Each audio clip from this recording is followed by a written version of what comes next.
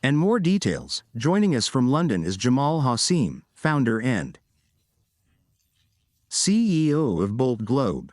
Welcome to this segment. We're seeing a shift in the views of major banks on Bitcoin. They're starting to give it a bigger and bigger role now.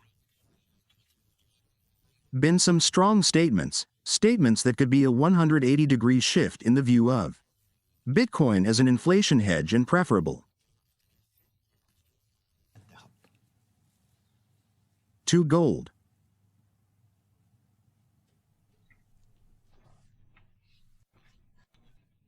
I think there were a lot of signals that were made by JP Morgan last week. He was explicit that he sees Bitcoin as the new hedge against the inflation that we're seeing around the world today, compared to gold, which has been the traditional hedge against inflation for a long time. And so I think that's led to a lot of commentary because JP Morgan,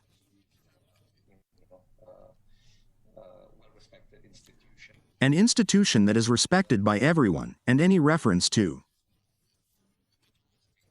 investment products is taken seriously.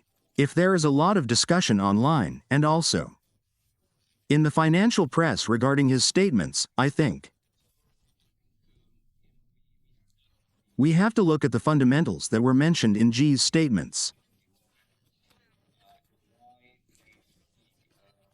Why they see Bitcoin and cryptocurrencies as a great hedge against inflation. And this was driven by the fact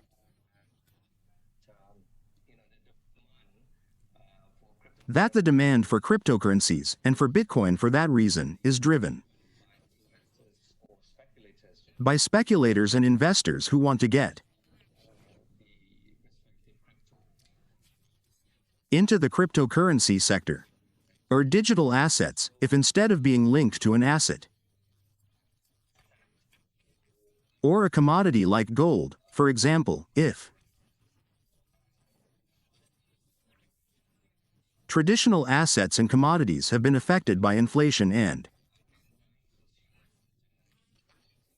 consumer psychology, causing the prices of these assets to rise, then yes, the demand or the driver of demand for currencies and digital currencies is separate from general consumer trends regarding pricing. Therefore, there was this statement issued by JP Morgan. Yes, regarding Bitcoin, although this statement was from JP Morgan, there is also a statement from the bank's president that is completely opposite to the statement, meaning the bank's president, Jamie Dimon, has a different opinion, saying that Bitcoin is useless. Absolutely not. Also, at the beginning of Bitcoin, he attacked it strongly, then he came back and said that he was wrong, then he came back today and said that it is useless. As for the bank, Faisal, it is a tool for transformation. How do you see this contradiction between the bank and its president?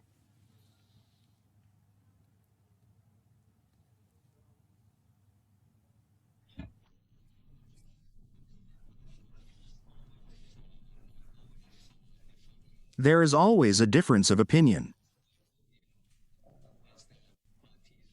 There is a party that supports cryptocurrencies and digital assets